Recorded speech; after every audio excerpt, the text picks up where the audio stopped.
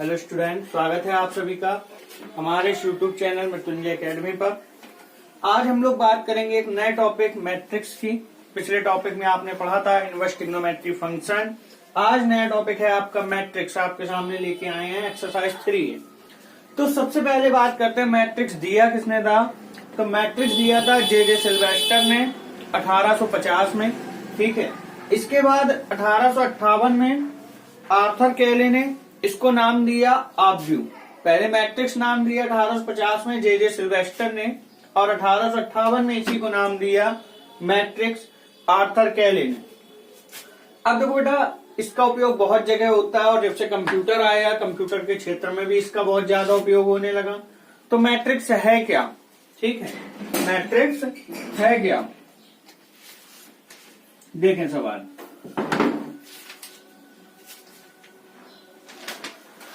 देखो, सबसे पहले तो आब्यू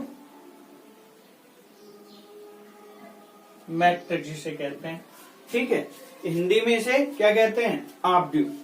कि mn संख्याओं के एक निकाय को m पंक्तियों और n स्तंभों में आयताकार सारणी के रूप में व्यवस्थित करने को क्या कहते हैं, आब्यू कहते हैं। आब्यू की डेफिनेशन पूछी जाएगी तो आप क्या बताओगे आब्यू की डेफिनेशन। mn संख्याओं के एक निकाय को, mn संख्याओं के एक निकाय को m पंक्तियों और n स्तंभों में व्यवस्थित करने की, एक आयताकार व्यवस्था में व्यवस्थित करने की प्रक्रिया को क्या कहते हैं, आब्यू कहते हैं। मान लो जैसे हमने लिख दिया A B C D E F G H I, ये क्या कहलाएगा आपका, आब्यू कहलाएगा। देखो m पंक्तियां n स्तंभ, ठीक है। अब पंक्ति और स्तंभ क्या होते हैं बेटा, पंक्ति और स्तंभ। पंक्ति को कहते हैं आप रो और स्तंभ को कहते हैं कॉलम। ये होता है रो कॉलम, ठीक है। तो रो देखिए क्या होते हैं, ये आपके रो होते हैं और ये आपके, नहीं उल्टा बोल गए, ये इनको कहते हैं कॉलम और इनको रो, ठीक है। तो रो और कॉलम ध्यान रखेंगे इस चीज को, बहुत जरूरी है। अगर कभी भी आपसे पूछा जाता है कि आब्यू का बेटा क्रम क्या है, तो सबसे पहले आप देखते हैं उसमें रो कितने हैं, फिर देखते हैं आप कॉलम कितने हैं। जैसे इस आब्यू में 1 2 3 रो हैं, 1 2 3 कॉलम है, तो इसका क्रम क्या होगा आब्यू का, 3 गुणा 3, यानी अवयव कितने होंगे, 9 अवयव होंगे। देखिए गिनिए, 1 2 3 4 5 6 7 8 9 अवयव हैं आपके। तो बात समझ में आई कि नहीं आई। आगे चलते हैं, आगे क्या है, आब्यू का क्रम और कोटि, आब्यू की डेफिनेशन हो गई। इसके बाद आब्यू के तत्व आपको बता दिए। अब आब्यू जब भी लिखते हैं कोई भी आब्यू, तो हमेशा अंग्रेजी के बड़े अक्षरों से लिखा जाता है, ये भी ध्यान रखिए। आब्यू को हमेशा क्या करते हैं, अंग्रेजी के सदैव बड़े अक्षरों से लिखते हैं। अब इसके बाद बात है आब्यू के प्रकार, कितने प्रकार के होते हैं, ठीक है, बात समझ आई।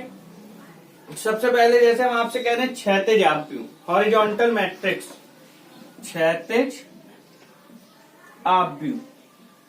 तो क्षैतिज आब्यू बेटा क्या होते हैं, जिस आब्यू में पंक्तियों की संख्या, जिस आब्यू में पंक्तियों की संख्या स्तंभ से क्या हो, कम हो, पंक्तियों की संख्या स्तंभ से कम हो, क्षैतिज आब्यू।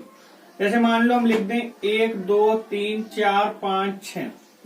अब देखिए इसमें पंक्तियां कितनी है, R1 और R2, 2 पंक्तियां हैं। स्तंभ कितने हैं, C1 C2 C3, 3 स्तंभ हैं और 2 पंक्तियां हैं, जिसमें स्तंभ बड़े हैं पंक्तियों से। तो ये बेटा कौन सा आब्यू हो गया, क्षैतिज आब्यू या हॉरिजॉन्टल मैट्रिक्स। इसी प्रकार से सेम दूसरा एक बना देंगे ऊर्ध्वाधर आब्यू। कौन सा, ऊर्ध्वाधर आब्यू।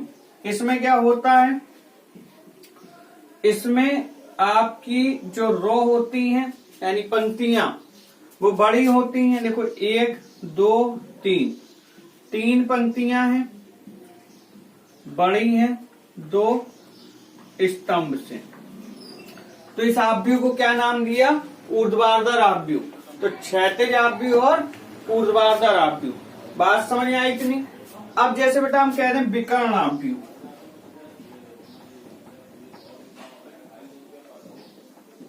तो विकर्ण आव्यूह क्या होता है? प्रत्येक वर्ग समूह आव्यूह में दो विकर्ण होते हैं जिनमें बाएं हाथ के ऊपरी सिरे से दाएं हाथ के नीचे सिरे को क्रम से क्या कहते हैं? विकर्ण आव्यूह। जैसे हम एक आव्यूह लिख दें आपको, तो इसमें बेटा विकर्ण आव्यूह क्या होगा? 1, 5 और 9। अगर आपसे कहा जाए विकर्ण आव्यूह क्या है, तो 1, 5 और 9 यहां से ही चलता है। विकर्ण ये भी हो सकता है, लेकिन जब विकर्ण आव्यूह की बात करेंगे तो 1, 5 और 9 ही होगा। ठीक है। फिर सबसे इम्पोर्टेंट एक होता है इसमें आपका, जिसको कहते हैं आप तत्समक आव्यूह। कौन सा आव्यूह? तत्समक आव्यूह। 1, 1, 1, 0, 0, 0, 0, 0, जिसके विकर्ण आव्यूह में अवयव 1 हो, बाकी सारे अवयव क्या हो? 0 हो। इसे हम लोग क्या कहते हैं? तत्समक आव्यूह कहते हैं, और इसको I द्वारा दर्शाते हैं। बात समझ में आ रही कि नहीं? तत्समक आव्यूह जिसके विकर्ण में अवयव 1 हो, बाकी सारे अवयव 0 हो, इसे हम तत्समक आव्यूह कहते हैं, और इसे I द्वारा प्रदर्शित करते हैं। ठीक है, तो बात समझ में आ गई होगी इतनी। तो इतना ध्यान रखिए।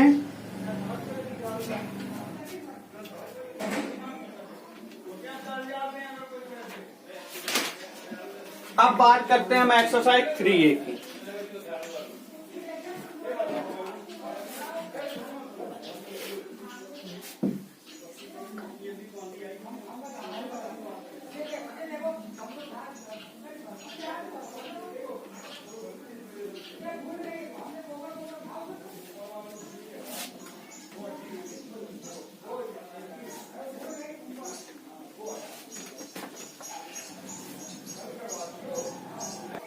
अब देखो बेटा, पहला क्वेश्चन दिया आपको, क्या दिया है?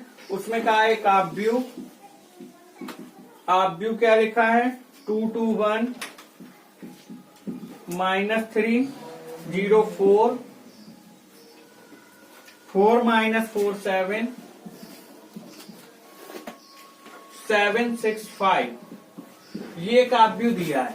ठीक है, पूछा गया है इसमें कितनी पंक्तियां हैं। सबसे पहले कितनी पंक्तियां हैं, तो बताएंगे आप कितनी पंक्तियां हैं। देखो 1, 2 एंड 3।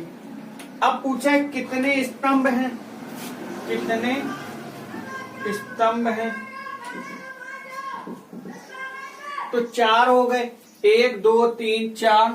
अब पूछा है क्रम क्या है, तो क्रम बेटा जब भी लिखते हैं तो पहले पंक्तियां फिर स्तंभ। तो पंक्तियां कितनी है? 3, स्तंभ कितने हैं? 4। 3 गुणा 4 का स्तंभ है, या 3/4 बोल सकते हो।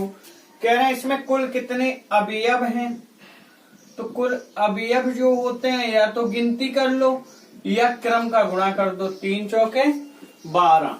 तो आप गिन के भी देख लो, 3, 6, 9, 12 अवयव हो गए। बात समझ में आई कि नहीं? बिल्कुल सरल सा, बहुत प्यारा सा टॉपिक होता है आव्यूह। ठीक है, इससे सरल हमें लगता है मैथ में कुछ है भी नहीं, सबसे सरल। दूसरे में फिर दिया बेटा आव्यूह इसी प्रकार से, और उसमें पूछा है कोटि।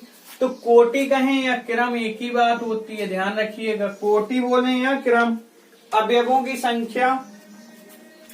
जैसे मान लो इसी आव्यूह से हम ले रहे हैं, हम आव्यूह नहीं लिख रहे हैं, इसमें हम आपसे कह रहे हैं बेटा बताओ ये 13, 21, ये 33, 24, 23, 33, 24, 23 इतने अवयव हैं। ठीक है, ये 13 देखना है। 13 का मतलब क्या होता है? देखो, जब भी कोई आव्यूह लिखा जाता है तो ऐसे लिखा जाता है 1, 1। 1, 1 का मतलब पहली पंक्ति का पहला कॉलम, पहली पंक्ति पहला कॉलम। 1, 2 पहली पंक्ति दूसरा कॉलम। 1, 3 पहली पंक्ति तीसरा कॉलम। ये लिख दिया। अब जब दूसरी पंक्ति में आएंगे तो दूसरी पंक्ति पहला कॉलम, दूसरी पंक्ति दूसरा कॉलम, तीसरा चौथा, तीसरी पंक्ति पहला कॉलम, तीसरी पंक्ति दूसरा, तीसरी पंक्ति तीसरा, तीसरी पंक्ति। बात समझ में आए? इतना। अब आपसे क्या कहा, A13, A13 के सामने देखिए जैसे क्या लिखा है 4, फिर क्या पूछा 21, 21 के सामने क्या लिखा है 2, फिर क्या पूछा 33, 33 के सामने क्या लिखा है 7, 24, 6, 23, 23 के सामने क्या लिखा है -4। तो ये क्या हो गए, इस आव्यूह के अवयव हो गए। बात समझ में आ रही है कि नहीं? तो 2 क्वेश्चन आपके हो गए। तीसरे क्वेश्चन में कहा है यदि किसी आव्यूह में 24 अवयव हैं तो इसकी संभव कोटियां क्या हैं। अब देखो बेटा 24 अवयव हैं तो संभव कोटियां कैसे लिखते हैं। सबसे पहले ये देखो 24 के कौन कौन सी संख्याओं से कट सकता है।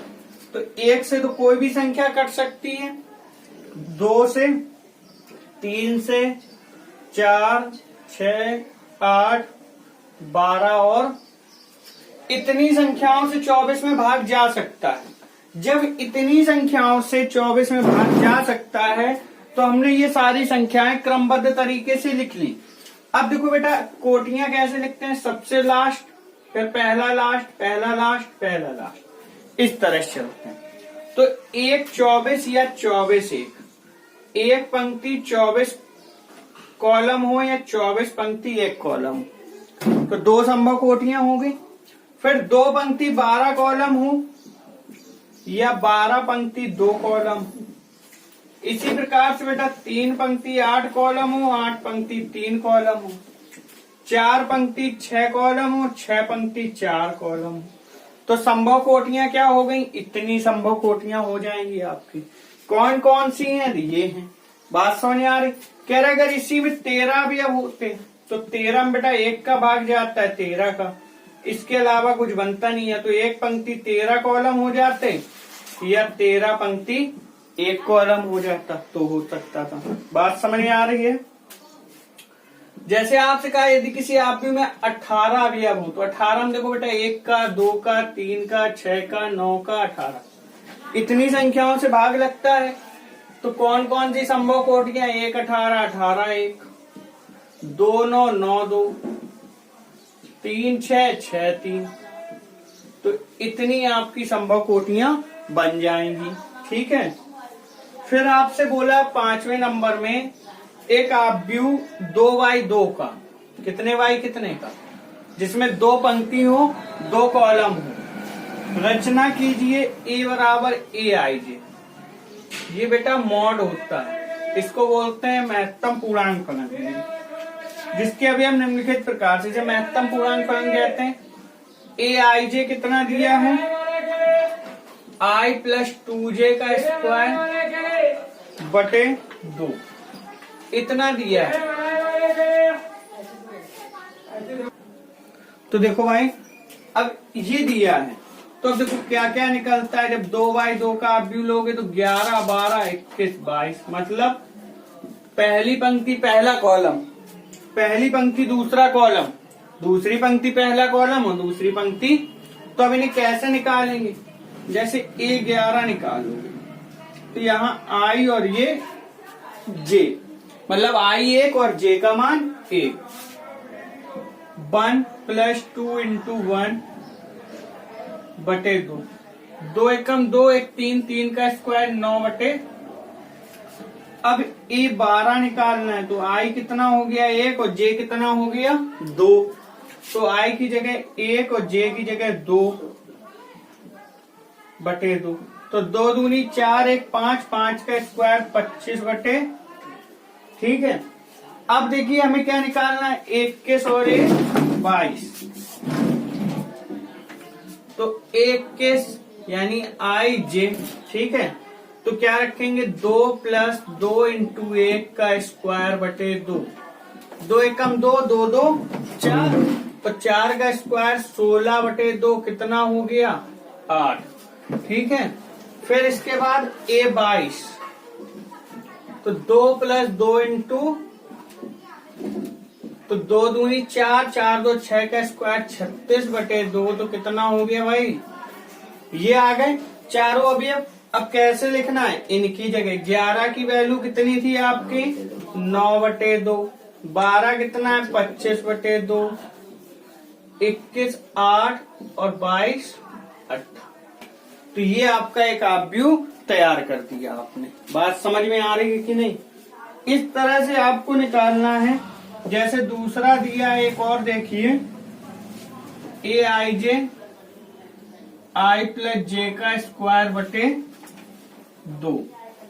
तो आप क्या करोगे? सबसे पहले A11, A12, A21, भाई 2/2 ही लेना। तो 11 का मतलब I का मान 1 और J का मान 1, इससे तुलना करते हैं। तो 1 + 1 का स्क्वायर बटे 2, तो 2 का स्क्वायर 4/2 यानी कितना हो गया? 12। 1 + 2 का स्क्वायर बटे 2, 3 का स्क्वायर 9/21, 9/2, 22। 2 + 2 का स्क्वायर बटे 16/2 यानी कितना हो गया? बस इन्हें लिख दो, 11, 12, 21, 22। बात समझ में आ रही है? नोट कर लें जल्दी से इनको। देखिए 6वें नंबर में कहा है 3/4 आव्यूह की रचना कीजिए। 3 × 4 आव्यूह की रचना कीजिए, जिसमें AIJ दिया है बेटा आपको 1/2 mod of -3i + j। ठीक है, अब ध्यान दो आप, 3/4, 3/4 में कौन कौन से अवयव आते हैं? 11, 12, 13, 14 तक, 21, 22, 23, 24, 31, 32, 33, 34, ये अवयव आते हैं। ठीक है, और ये लगा है मॉड। मॉड का मतलब होता है इसके बाहर कोई भी सिंबल आएगा तो वो हमेशा कैसा आएगा? पॉजिटिव आएगा, वो कभी भी निगेटिव नहीं आने वाला है। ठीक है,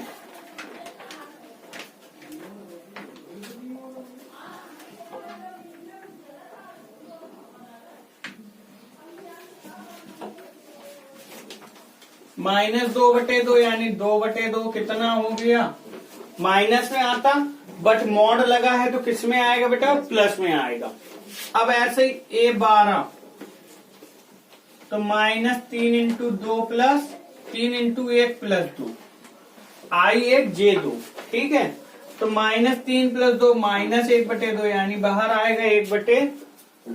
फिर A13, 13 निकाल लो, 13 में क्या आएगा? 1/2 -3 × 1 + 3, 3 एकम 3, प्लस माइनस कट गए, 0 बच गया। 14, 1/2 -3 × 1 + 4, 3 एकम 3, प्लस के 1/2।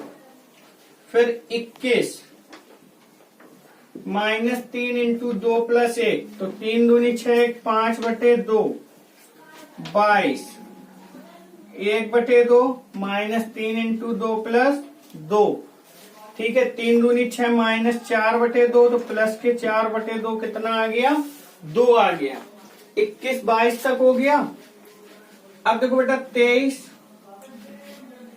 -3 × 2 + 3, -3 + 3, फिर क्या हो गया?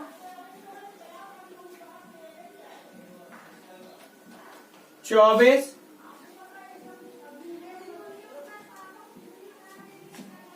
2/2 यानी कितना हो गया? 1। 31, 1/2। अब देखो -3 × I की जगह 3 और J की जगह, तो 8/2 यानी कितना बचा बेटा? 4। 32, A32 में 1/2 -3 × 3 + 2, 7/2। 33, 1/2 -3 × 3 + 3, तो -9, प्लस के 3, -6, प्लस के 6/2 यानी कितना हो गया? 3। A34, तो 1/2। अब देखो बेटा -3 × 3 + 4, तो माइनस प्लस के हो गए 5/। तो बात समझ में आई? ये क्या हो गया? 3/4 का आव्यूह हो गया। ठीक, अब इसके बाद 7वां नंबर है, कह रहे हैं निम्नलिखित आव्यूह के क्रम लिखिए, यह भी लिखिए कौन से वर्ग आव्यूह है। 4 2 6 1 2 3। तो ये देखो वर्ग आव्यूह बेटा क्या होता है, ऐसी अवयवों की संख्या इतनी हो कि एक वर्ग बना रही हो। इसमें अवयवों की संख्या बेटा कितनी है, 6। 6 किसी का वर्ग होता है क्या, नहीं होता है, तो ये वर्ग आव्यूह नहीं है। जब ये वर्ग नहीं होता है तो आप कह देंगे ये वर्ग आव्यूह नहीं है। अगर जैसे हम आपको लिख दें अगला आव्यूह 3 3 3 3 3 3,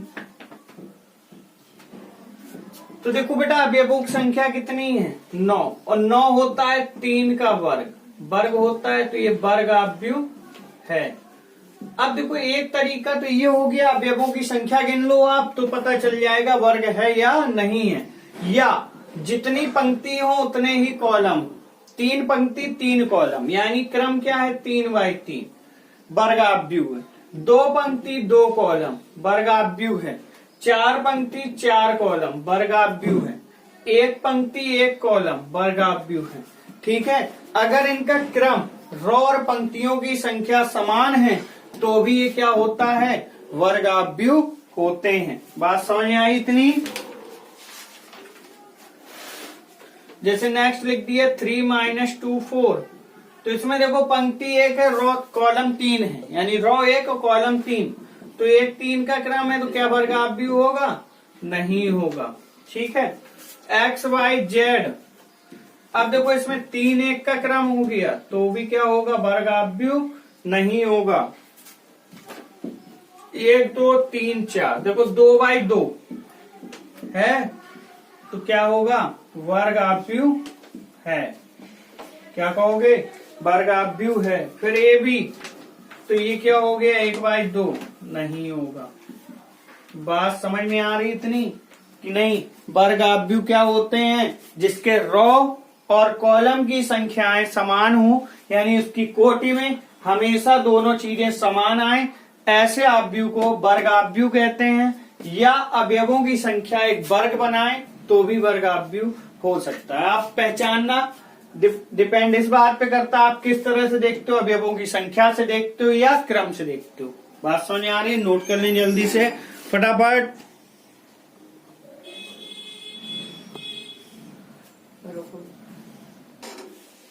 चलें देखो, अब देखो इसमें क्या है, ऐसे आपको दिया और कहा है XYZ के मान बताइए, तुलना करनी है आपको। तुलना क्या करनी है, इसका जो ये A11 होता है, ये A12, ये 21, A22, और इसमें A11 A12 21 A22, तो 11 के बराबर में 11 के बराबर 22 को करना है।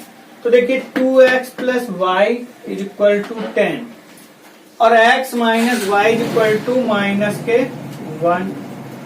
अब देखो अगर ये दोनों समीकरण ले लें तो एक प्लस का y एक माइनस का y कट जाएगा। ठीक है, ये प्लस का y और माइनस का y कट जाएगा। तो देखिए ये कट गया। अब बेटा ये 2 और 1 कितना हो गया, 3x। ये 10 में घट जाएगा 9, तो x का मान कितना आ गया, 3। x कितना मिला हमको, 3 मिला। अब x का मान हम चाहे इसमें रख दें चाहे इसमें रख दें तो y निकल आएगा। तो देखो x का मान 3 सेकेंड में रख दो, x - y = -1 है। 3 - y - 1, 3 + 1 बराबर y, तो y बराबर कितना आ गया। अब देखो बेटा x आ गया, y आ गया, अब z और चाहिए तो इस वाले में रख दो चाहे इस वाले में रख दो। जैसे x - z बराबर 2, तो 3 - z बराबर 2, तो 1 बराबर कितना आ गया, z के। तो ये तीनों मान निकल आए, x का, y का और z का। बात समझ में आई कि नहीं। ये होता है इसमें, बस तुलना करनी है आपको। जैसे ये समीकरण दिया है तो आप तुलना कर लो, -x + y + z = 1, x - y + z = solve कर लो। ये प्लस माइनस के भाई, प्लस माइनस x सही दो गए, 2z बराबर 3, तो z कितना बचा, 3/2 बचा। ठीक, अब ये दोनों ले लो, x - y + z बराबर 2, y माइनस जेड बराबर 3, ये और ये कट गए, 2x बराबर 5, तो x बराबर कितना बचा भाई, 5/2 बचा। अब x का मान पता चल गया, z का मान पता चल गया, y का निकालना है, तो किसी में भी रख दो, हम कह रहे minus x plus y plus z 1 के बराबर है। ठीक, तो यहां ले लो x का मान -5/2, y निकालना है, z कितना है 3/2 बराबर कितना है 1। ये देखो माइनस के 2/2 यानी माइनस के 1 बराबर 1, तो y बराबर कितना हो गया 2 के। ठीक, ये ऐसे हमारे x, y और z सभी के मान हमको पता चल गए। यहाँ इस सवाल में तो कुछ है ही नहीं, देखो x के सामने 1 लिखा है तो x बराबर 1, y के सामने 4 लिखा है और z के सामने 3 लिखा है, देखो ये बराबर है। ये आव्यूह बराबर का साइन लगा, इसका मतलब ये दोनों आव्यूह कैसे हैं, समान आव्यूह हैं। इसका पहला अवयव इसके पहले अवयव के बराबर है, ये रूल चलता है आपका बस। अब देखिए x प्लस वाई 6 है और 5 प्लस जेड 5 की है, तो जेड कितना हो गया 0 हो गया। एक्स वाई कितने की है 8 की है, तो यहां पे देखो x प्लस वाई इतना है, तो y की वैल्यू 6 माइनस एक्स, यहां रख दो x, 6 माइनस एक्स बराबर 8, 6x माइनस एक्स स्क्वायर बराबर 8, एक्स स्क्वायर उधर गए 6x उधर गए प्लस 8 बराबर 0, गुणनखंड करके निकाल लेंगे। क्यों भाई नहीं निकाल पाओगे, गुणनखंड तो कर लोगे, 4 दूनी 8, 4 2 6, बस x plus y plus z बराबर 9, x प्लस जेड बराबर 5 और y प्लस जेड बराबर, तो x प्लस जेड का मान यहाँ रख दो 5, y बराबर 9, y बराबर कितना मिल गया 4, y यहाँ रख दो 4 प्लस जेड बराबर 7, तो z बराबर कितना मिल गया 3। अब y और z मिल गए तो दोनों यहाँ रख दो, x प्लस वाई 4 z 3 बराबर 9, 7 बराबर 9, तो x बराबर 9 माइनस 7 यानी कितना आ गया 2 के। ठीक, यहाँ क्या करना है, यहाँ x के अंदर गुणा कर दो, तो 2x 3x हो गए पहले ही। अगर कोई भी चीज गुणा में बाहर लगी तो उसका दोनों अवयवों में गुणा होगा। y का गुणा करेंगे माइनस वाई, y 10 5, ये हो गया बेटा 2x minus Y 3x plus Y 10 5, इनको सॉल्व करेंगे तो 2x माइनस वाई बराबर 10, 3x प्लस वाई बराबर 5, ये कट गए, तो 5x 15 के बराबर, x कितना आ गया बेटा 3 के बराबर। अब x का मान 3 रखेंगे, 3 दूनी 6, उधर जाएंगे 4, तो y का मान हो जाएगा माइनस के 4। ठीक है, यहाँ देखिए a minus B is equal to minus के 1, फिर 2a minus B is equal to 0, sign पलट दो, ये माइनस ये कट गए, minus a is equal to minus 1, तो ए का मान बेटा कितना मिला 1। ठीक है, अब ए का मान मिल गया तो यहाँ रख दो, A minus B is equal to minus 1 minus B is equal to minus 1, तो बी कितना मिल गया 0। ठीक है, नहीं ए का मान -1 नहीं है बेटा 1 है, 1 माइनस बी बराबर -1, तो बी बराबर हो गया 2। अब b पता चल गया तो 2a plus C equal to 5 है। अब देखो a कितना है 1 प्लस सी इक्वल टू 5, 2 उधर घट गए तो कितना बच गया 3 बच गया। तो a पता चल गए, b पता चल गए, c पता चल गए। अब c पता चल गए तो इनके बराबर कर दो, 3c plus d equal to 13, c 3 plus d बराबर 13, 3 त्रिका 9 प्लस d बराबर 13, d बराबर 4। तो सभी के मान ज्ञात हो गए हमको, और यहाँ से आपकी एक्सरसाइज 3 है जो थी वो पूरी समाप्त हो गई है। आप लोग पढ़िए अच्छे से, एक बार देखिए, जरूर पूरी समझ में आएगी। ठीक है, स्कूल के भरोसे मत रहिए, अभी आपको मिल रहा है, रेगुलर क्लासेस मिल रही है, जो पढ़ लेंगे आपका घाटा नहीं होने वाला है। पढ़ते रहिए रेगुलर, कल आपको 3 भी मिलेगी। ठीक है, चलते हैं, आज के लिए इतना काफी है। अगर अच्छा लगे तो शेयर और सब्सक्राइब जरूर करें। ठीक है, चलिए, थैंक यू। स्क्रीनशॉट ले लें जल्दी से।